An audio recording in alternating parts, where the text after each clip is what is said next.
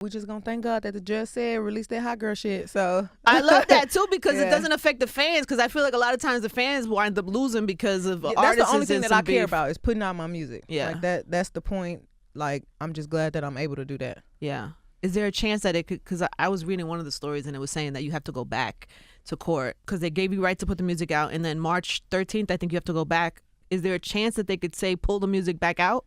No, right? You can't. No, they came back and tried to take it down. Yeah. So after they said they wasn't trying to take my music down, they went to court and they tried to take my music down. In hip-hop, artists fight other rappers all the time, but sometimes the biggest battle isn't with another artist, it's with the record label that's supposed to build their career. Bad contracts, blocked releases, creative disagreements, and legal battles have turned some of the biggest female rappers against the companies behind their music. Here are 5 female rappers who found themselves fighting their own labels. Megan Thee Stallion.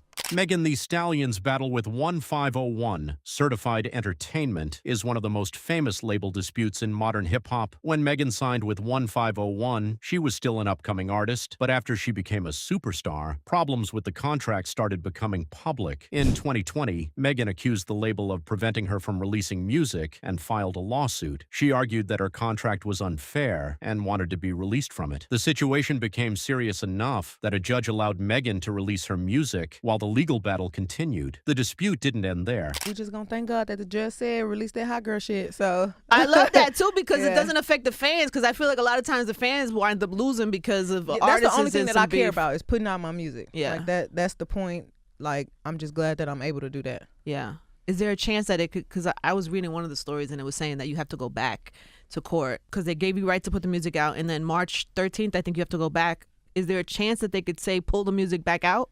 No, right? You can't. No, they came back and tried to take it down. Yeah. So after they said they wasn't trying to take my music down, they went to court and they tried to take my music down. Megan later sued 1501 again over whether her project, Something for the Hotties, qualified as an album under their contract. 1501 disagreed, and the two sides continued fighting. After years of legal battles, Megan and 1501 finally reached a confidential settlement in 2023 and agreed to go their separate ways. For Megan, the fight wasn't just about one album. It became a battle over control of her career.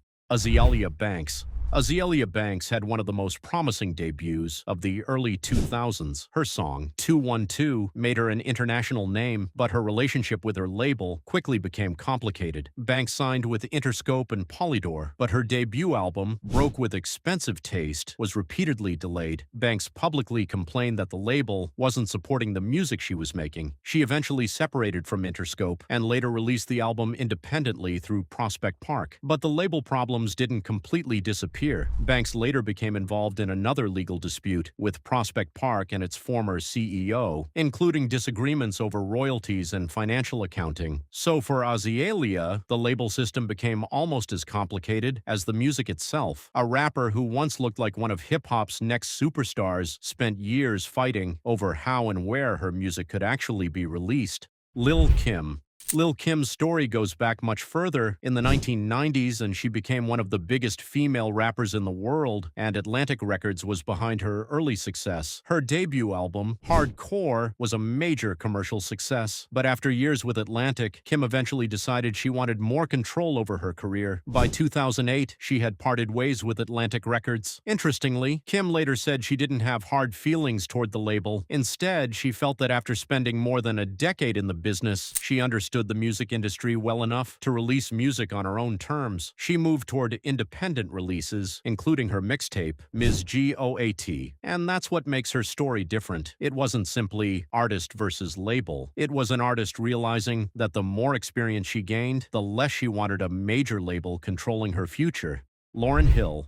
Lauryn Hill's relationship with the music industry became complicated after the massive success of The Miseducation of Lauryn Hill. The album became a cultural phenomenon and turned Hill into one of the biggest artists in the world. But after that success, Hill became increasingly uncomfortable with the music industry and the pressure surrounding her career. Her relationship with Columbia Records became increasingly difficult. Hill eventually stepped away from the traditional album cycle and spent years largely outside the mainstream music machine machine. She later returned to performing, but never followed the normal career path of constantly releasing albums and chasing charts. Her story shows another type of label conflict. Sometimes, the battle isn't about getting out of a contract, it's about an artist not wanting the industry to control how their art is created, and that decision can completely change a career. Foxy Brown. Foxy Brown was already a major name in hip-hop when her relationship with Def Jam became complicated. After establishing herself as one of New York's biggest female rappers, Brown eventually became frustrated with the direction of her career and the delays surrounding her music. Her album, Black Roses, was repeatedly delayed and never received the traditional release many fans expected. At the same time, Brown was dealing with personal and legal issues, which made her return to music even more difficult. Eventually, her relationship with Def Jam came to an end. For fans, it was frustrating to watch because Foxy had already proven that she could compete at the highest level of hip-hop. But label problems, delays, and circumstances outside the studio made her career much less consistent, and that's the common thread between all 5 stories. Megan fought for control of her music. Azealia Banks fought through years of label delays and disputes. Lil Kim chose independence after years with Atlantic. Lauryn Hill stepped away from the traditional industry machine, and Foxy Brown's career was affected by delays, label problems, and personal struggles. Because in hip-hop, getting a record deal is only the beginning. The real fight can start after you sign, and sometimes the biggest battle